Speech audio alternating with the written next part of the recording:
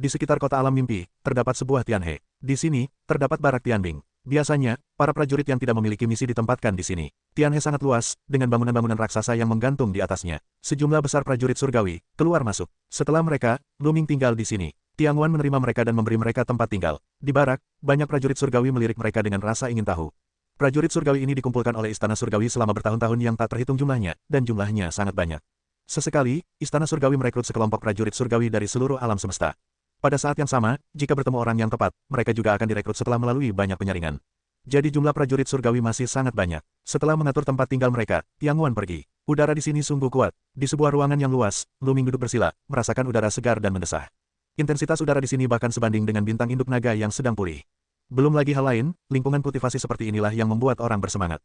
Sebelum Lu Ming berlatih sebentar, Dan Ling Yuwei bertemu. Mu Yun, apakah kamu ingin berlatih di Menara Zhaohua? Ling Yuwei tidak sabar untuk bertemu Lu Ming. Aku berencana pergi ke aula pertukaran merit dulu. Lu Ming berkata, di Menara Alam, seseorang dapat mempelajari faktor kekuatan dewa asli, atau seni rahasia asli, atau seni rahasia fisik. Namun, Lu Ming sekarang adalah tubuh terlarang, dan ini tidak dapat dipraktikkan. Jika tidak ada yang cocok di Menara Alam, itu akan membuang-buang waktu. Lu Ming berencana untuk menukar beberapa seni rahasia untuk berkultivasi di Menara Alam. Ya, kita punya banyak poin berjasa. Ayo kita pergi ke aula pertukaran merit untuk menghabiskan uang dulu, kata Dan. Setelah selesai, mereka bertiga menuju aula pertukaran merit dan pergi. Aula pertukaran merit secara alami dijaga oleh orang-orang kuat dari Istana Surgawi. Namun, mereka sekarang adalah prajurit surgawi formal, dengan token identitas di tubuh mereka. Tentu saja, mereka bisa memasuki aula pertukaran jasa dengan bebas. Begitu mereka memasuki aula pertukaran jasa, ketiganya terkejut dengan pemandangan di dalamnya. Di dalam aula itu, sangat luas, bukan aula biasa, melainkan sebuah kehampaan. Di dalam kehampaan itu, terdapat sekelompok cahaya yang berterbangan, dari kejauhan, seolah-olah di langit berbintang. Mereka melihat beberapa prajurit surgawi terbang di kehampaan. Beberapa dari mereka menghampiri sekelompok cahaya itu dan mengulurkan tangan untuk menyentuhnya. Tubuh prajurit surgawi itu menghilang. Ketiganya cukup terkejut, lalu terbang menuju kumpulan cahaya terdekat. Jaraknya dekat, baru menyadari bahwa kelompok cahaya di atas memiliki beberapa kata, kelas prajurit sihir pelindung tubuh. Kemudian mereka melihat kumpulan cahaya lain. Pada kelompok cahaya ini, juga terdapat beberapa kata, pil dewa penyembuhan. Sepertinya kelompok cahaya yang berbeda ini mewakili jenis cahaya yang berbeda. Apapun yang kau tukarkan, kau bisa masuk ke salah satunya.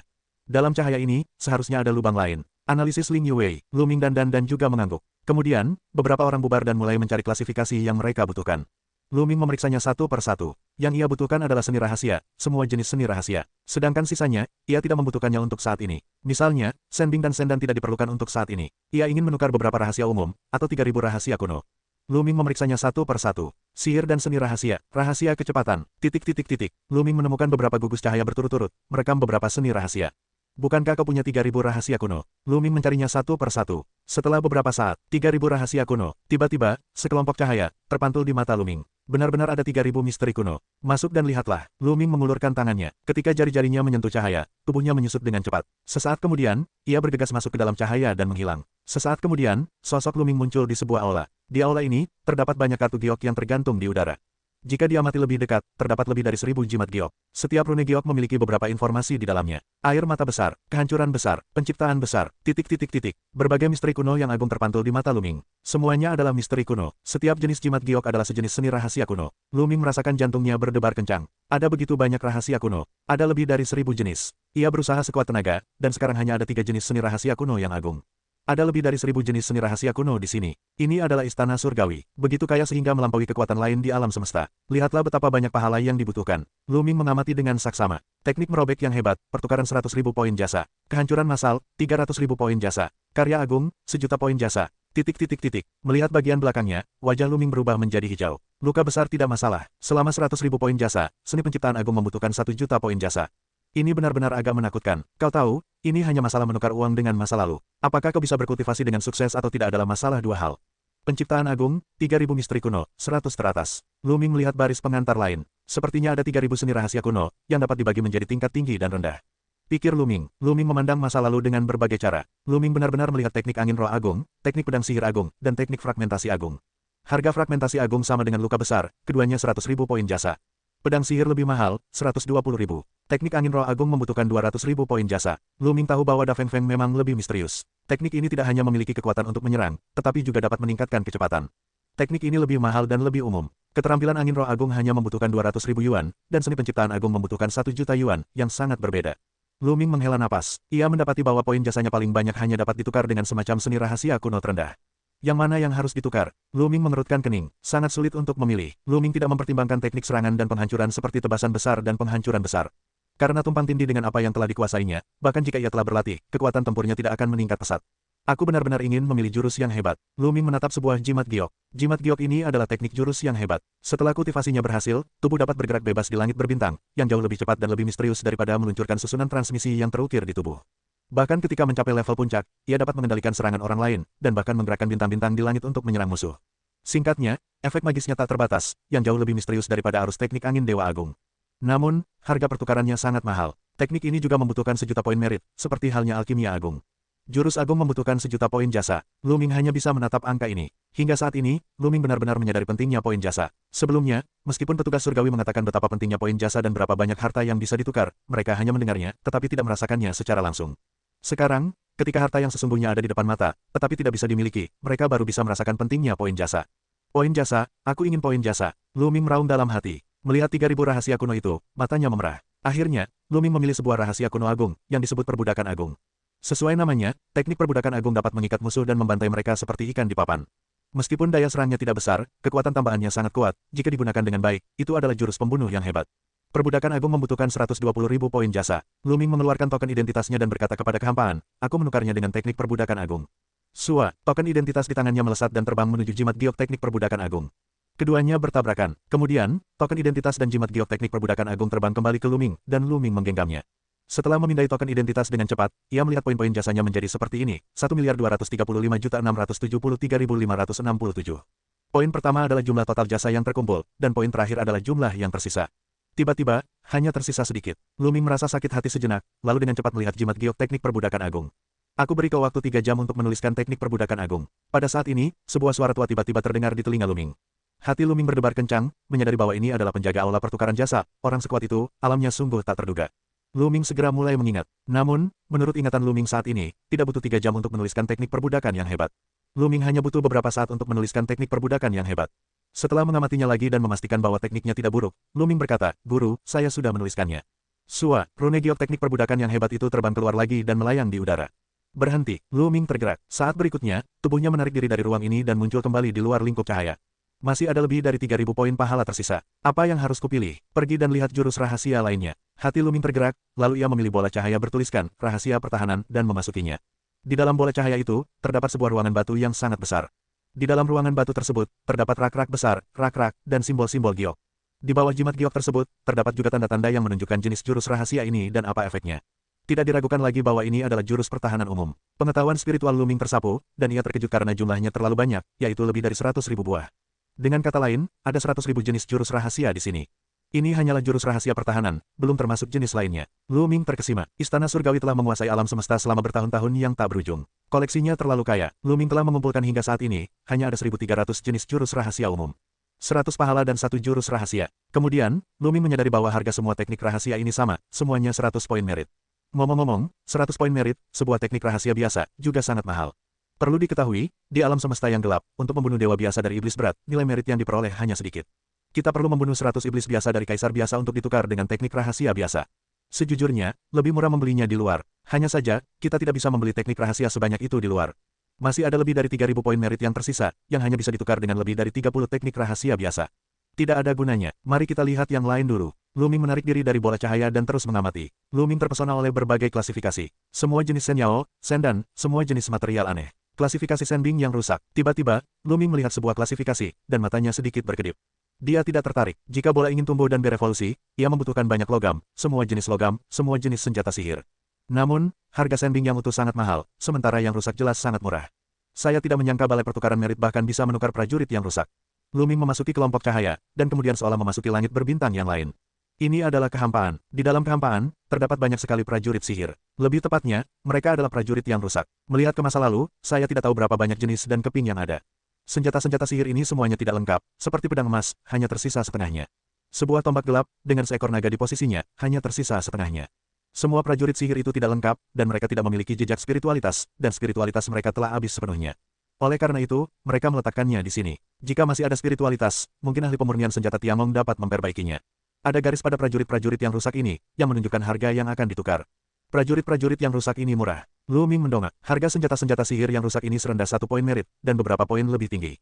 Lu Ming dapat menukarnya dalam jumlah banyak. Namun, Lu Ming tidak berniat menukar prajurit sihir rusak biasa. Jika ia ingin menukarnya, ia akan menukarnya dengan yang berlevel tinggi. Bola itu memiliki fungsi khusus. Setelah menyerap dan memurnikan senjata sihir jenis tertentu, ia akan memiliki beberapa fungsi dari senjata sihir tersebut. Jika dapat ditukar dengan senjata sihir tingkat tinggi, seperti tongkat S1, berapa banyak yang akan diperoleh? Bola, carilah sesukamu. Lu Ming menghadap fairway. Bagus. Bola itu langsung melesat keluar, sepasang mata mengamati sekeliling. Tidak ada yang disembunyikan. Kehidupan logam juga memiliki kehidupan. Ambillah di tangannya. Diperkirakan tuan di sini sudah lama menemukannya. Bola itu melesat ke depan, dan para prajurit sihir yang patah diabaikannya. Tiba-tiba, mata bola itu bersinar, menatap pedang yang patah, dan mulutnya terbuka lebar. Ia berseru, aku mau yang ini, aku mau yang ini. Bola itu begitu bersemangat sehingga Lu Ming tahu bahwa pedang patah itu pasti luar biasa, jadi ia terbang mendekat dan melihatnya dengan senyum getir. Senjata patah ini membutuhkan 50.000 poin merit sebelum dapat ditukar.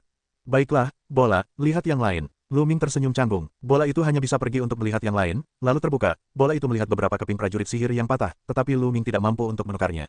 Bola itu berturut-turut melihat beberapa prajurit sihir yang rusak, tetapi Lu Ming tidak memiliki pertukaran kaleng. Tombak rusak yang paling mahal membutuhkan 1 juta poin jasa. Itu setinggi seni rahasia kuno tingkat atas. Itu mengejutkan. Pada saat yang sama, Lu Ming juga bersemangat. Itu hanya senjata sihir yang rusak. Bahkan rohnya telah hilang, dan harganya sangat tinggi. Dapat dibayangkan betapa mengerikannya asal-usul senjata sihir ini. Jika ditelan dan disempurnakan oleh bola, panennya benar-benar tak terbayangkan. Dia menemukan bahwa dia sangat kekurangan poin layanan jasa, sangat kekurangan poin jasa. Ada begitu banyak hal baik di Tiangong. Jika Anda melihatnya, Anda tidak bisa tidak melihatnya. Pada akhirnya, Lu Ming memilih beberapa prajurit yang murah dan bobrok dan menukarnya. Dengan cara ini, hanya beberapa lusin poin jasa Lu Ming yang tersisa, dan lebih dari 100.000 poin jasa dikonsumsi. Lu Ming mundur dan menunggu dengan tenang. Tak lama kemudian, Ling Yue dan bertukar poin. Poin jasa, aku ingin berjasa. Aku tahu Pangeran Iblis tidak akan memberimu darah iblis, hartaku. Ketika Dan melihat Lu Ming, ia berteriak, matanya berkobar, api keserakahan. Meskipun Ling Yue lebih baik, matanya juga memancarkan cahaya yang tak terjelaskan. Sesekali, ia menoleh dan memandangi beberapa bola cahaya. Ia enggan berpisah dengannya. Jelas, mereka juga melihat harta karun yang membuat mereka sangat gembira. Sayangnya, tidak ada poin jasa untuk ditukar. Lu, Muyun, setelah 10 tahun, kita harus berkontribusi lebih banyak. Dan berteriak lagi. Karena bersemangat, ia hampir keceplosan. Itulah alam. Ayo kita kembali dulu. Aku akan berlatih sebentar lalu pergi ke pagoda alam. Bagaimana denganmu? Tanya Lu Ming. Ia baru saja mendapatkan teknik perbudakan agung, dan berencana untuk berlatih selama beberapa waktu sebelum pergi ke menara penciptaan.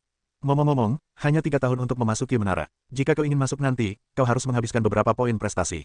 Jadi, jangan terburu-buru. Aku akan berlatih di menara alam dulu. Kata Ling Yue. Aku juga, kata Dan. Lu Ming mengangguk. Rencana latihan setiap orang berbeda. Tentu saja, mereka tidak perlu memaksakan diri. Segera, ketiganya meninggalkan aula pertukaran prestasi, lalu berpisah. Lu Ming kembali ke barak Tianhe, sementara Dan Ling Yue pergi berlatih di menara Caihua.